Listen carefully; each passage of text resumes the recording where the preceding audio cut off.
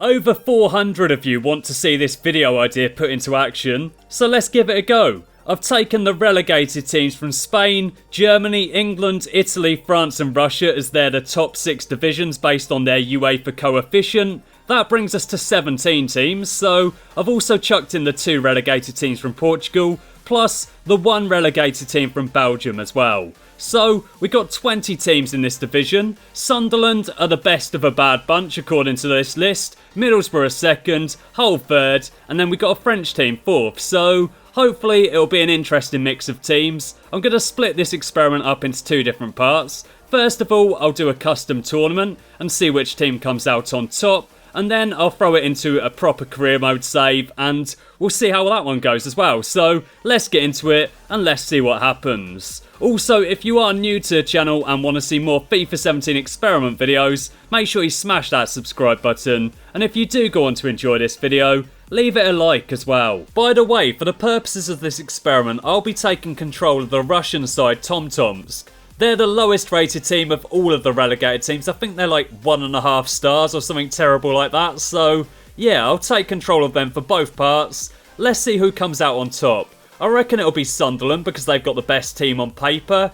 In these experiments though, you just never know. Sometimes the results are so ridiculous, so maybe Tomsk will win it. I doubt it. But with this game, you just never know. Okay, so the Russian team definitely didn't win it. They picked up 20 points. And somewhat predictably, the English teams with their higher rated squads have come first, second and third. Middlesbrough have won the title, Hull came second, and Sunderland finished up third.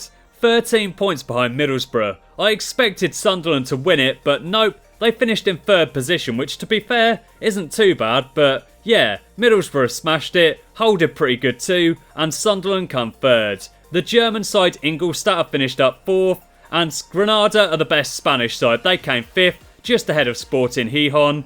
Bastia are the best French team, they came seventh, Lorient came in eighth, Empoli came ninth, so they're the most successful Italian side, Darmstadt came 10th, Orenburg are the most successful Russian team in 11th, Osasuna came 12th, Arouca are the most successful Portuguese team in 13th, Palermo came 14th, Pescara 15th, Nancy 16th, Nacional 17th, another Russian side in the form of Krylia Sovetov in 18th, probably butchering that name, but yeah, that's the way it looks to me. Westerlo came 19th, so the only Belgian team not doing too well for themselves, and my side Tomsk came absolutely last. Ingolstadt's Hartmann scored the most goals, Warris provided the most assists, and there is the reason why Hull and Middlesbrough did so well. Valdez kept 18 clean sheets, whilst David Marshall kept 12. Pickford did okay, he kept 7, but yeah, Valdez was an absolute monster for Middlesbrough, and that'll be the reason why they won the title. And after providing the most assists, Warris was the player of the competition. How can you be the player of the competition though and get left out of the team of the competition? That doesn't make a massive amount of sense to me, but there you go. Those are the players that did get into the team. Unfortunately, mate, you weren't one of them.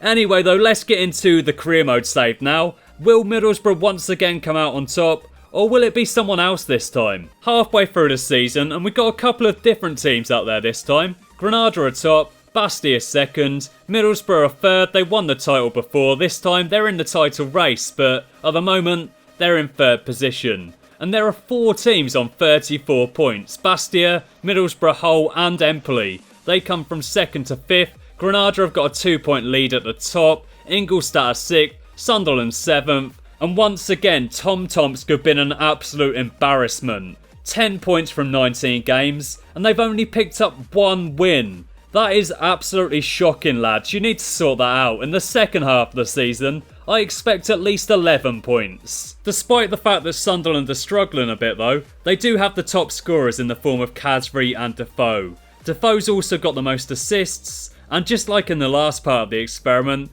Valdez has kept the most clean sheets. Let's sim forward to the end of the season now then, and let's see if anything changes. Nothing's changed in terms of goal scorers anyway. Once again it's Kasri and Defoe leading the way. Defoe, Bengtsson and Bergwijn provided the most assists, and the vastly experienced Victor Valdez has once again provided the most clean sheets. Ochoa did alright as well though, he got 12. And here comes the moment of truth. Granada were leading the way at the midway point, but did they do enough to hold on? Let's take a look.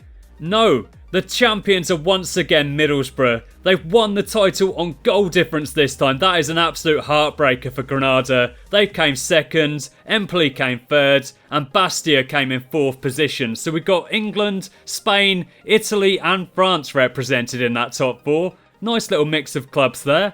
And they were all separated by just 2 points. So close at the top, but Middlesbrough have once again come out on top.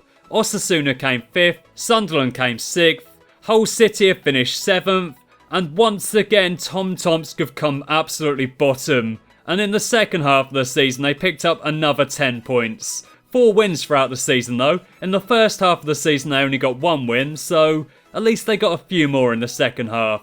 Not so many draws though. And Spanish side Sporting Gijón might have come 8th in the table, but it wasn't all doom and gloom. They did win the FA Cup. They knocked out Leeds, Reading and Brentford on their route to the final, and then they beat the champions Middlesbrough 2-1. And in fact they did the double. They beat Brentford in both competitions, and this time they beat them 2-0 in the final. And even though it doesn't concern our relegated sides, I'll show you the Champions League. Just like in reality, Real Madrid got all the way to the final. This time though, they were beaten on penalties by Borussia Dortmund. Whilst over in the Europa League, Chelsea smashed out Hertha Berlin and Feyenoord, squeaked past Villarreal at the semi-final stage, and then knocked out Atletico Madrid, beating them 2-1 in the final. And Granada might have lost out in the title race, but let's give them a chance at revenge. We're going up against Middlesbrough, the team that beat them on goal difference. Can we beat them here? Can we at least give Granada something to cheer about? Let's find out. Come on boys, let's pick up a big victory here. We've moved that out wide. We've gone past our man. Fabio didn't put up much of a challenge there. What was that ball though? Hector's on the ball now then, plays that one forward to Pereira, online from Manchester United. Kone's on it now, moves that through to Ramos. Used to be an absolute beast in Ultimate Team. Can he get us a goal here? He's going past his man, waiting for support. Moves it through to Sergi Samper. That wasn't a bad strike to be honest, wasn't expecting much. Valdez pulls off a save. And it was a pretty decent one to be honest. Let's whip it over. Not a bad ball at all. That was not a good header though. Oh, we've got another chance here. Wakaso's going to move that on to Pereira. What can the Manchester United player do?